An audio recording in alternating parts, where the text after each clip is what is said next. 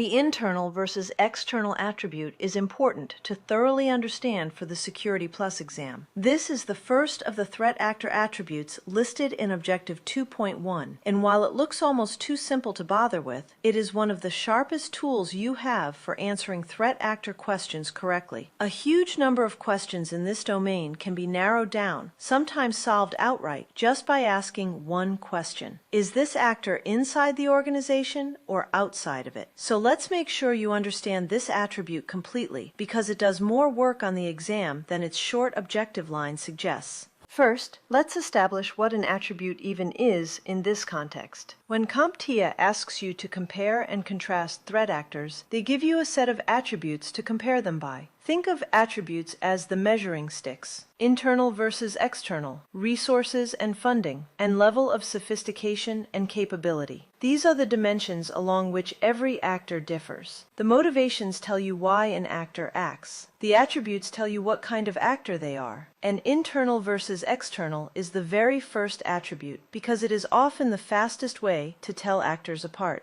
Let's define the two sides clearly.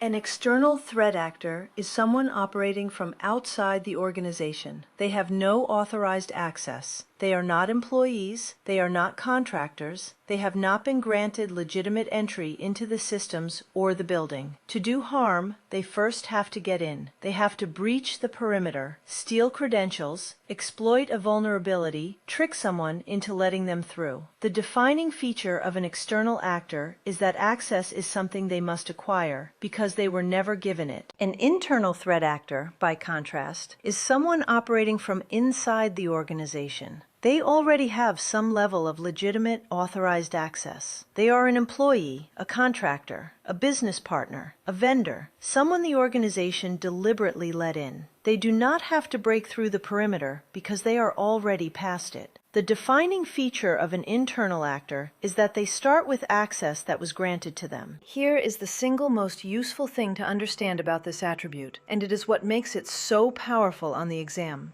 The location of the actor changes the entire nature of the threat. An external actor has to overcome your defenses to get in. Your firewalls, your perimeter security, your authentication, all of it stands between them and your data. An internal actor is already behind those defenses. The walls you built to keep attackers out do nothing against someone who was handed a key. That is why internal threats are so dangerous despite often being less sophisticated. Position beats skill. Being on the inside is an advantage no external attacker starts with. Let's map the SY0-701 actors onto this attribute because this is where it becomes a genuine answering tool.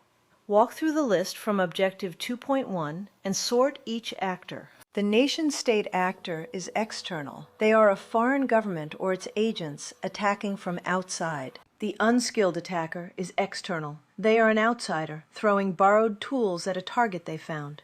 The hacktivist is external. They are an outside party attacking an organization over a cause they oppose. Organized crime is external. They are outside criminal enterprises attacking for profit. And then we reach the two that sit on the inside. The insider threat is internal, by definition. That is the entire identity of the actor. Someone inside misusing legitimate access. And shadow IT is internal as well. It originates inside the organization, from employees introducing unsanctioned technology from within. Notice the pattern. Of the 6 threat actors in Objective 2.1, 4 are external and 2 are internal. The 4 external actors are the nation-state, the unskilled attacker, the hacktivist, and organized crime. The 2 internal entries are the insider threat and shadow IT. If you memorize nothing else about this attribute, memorize that split, because it instantly cuts the field in half on a huge number of questions.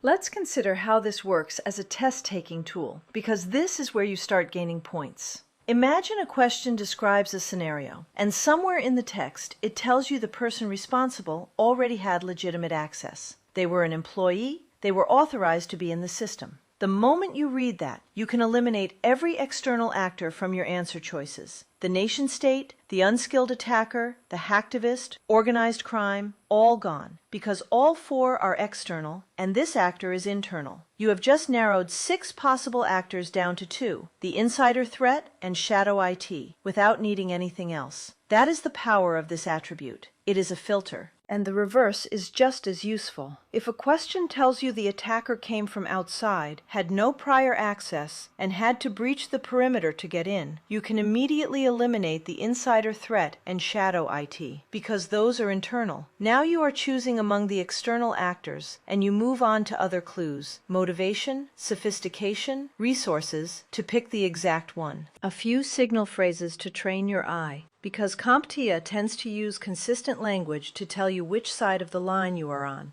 For internal actors, watch for phrases like legitimate access, authorized user, employee, contractor, business partner, trusted insider, already had access, or someone acting from within. Those words are flags planted in the scenario, telling you the actor is on the inside. For external actors, watch for phrases like gained access, breached the perimeter, from outside the organization, unauthorized access, broke in, exploited a vulnerability to get in, or compromised credentials to gain entry. That language signals someone who started on the outside and had to work their way in. Now let's address the nuance that separates people who really understand this attribute from people who only half understand it. Internal does not automatically mean malicious. This is critical. An internal threat can be intentional, like a disgruntled employee deliberately stealing data, or it can be unintentional, like an employee who makes an honest mistake, falls for a phishing email, or sets up an unapproved tool with no idea they are creating risk. Both are internal threats because the threat originates from inside through someone with legitimate access, regardless of intent. So when you are sorting an actor as internal, do not let the absence of malice fool you into thinking it is not an internal threat. Position is about where they are, not about whether they meant harm.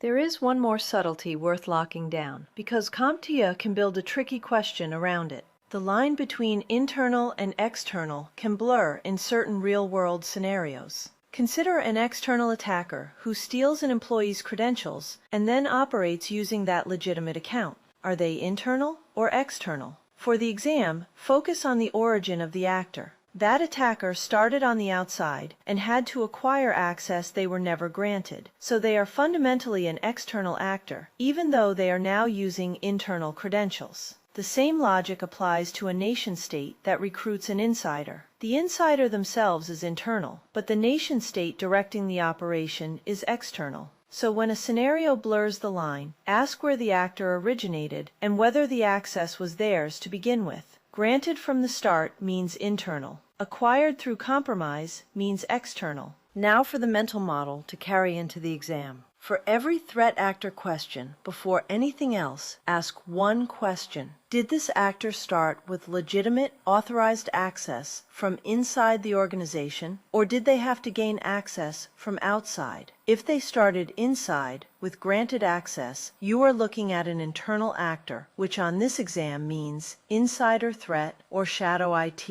If they came from outside and had to acquire access, you are looking at an external actor, which means nation-state, unskilled attacker, hacktivist, or organized crime. Answer that one question first, and you have cut the problem in half before you even consider motivation or sophistication. To recap, internal versus external is the first attribute CompTIA uses to compare threat actors, and it is one of the most efficient filters you have on the entire exam. External actors operate from outside with no granted access and must breach their way in. Internal actors operate from inside with legitimate access they were given. Position matters more than skill, because an internal actor is already past the defenses built to stop outsiders. Of the 6 SY0-701 actors, 4 are external: the nation-state, unskilled attacker, hacktivist, and organized crime, and 2 are internal: the insider threat and shadow IT. Remember that internal does not require malicious intent, and that when the line blurs, you judge by where the actor originated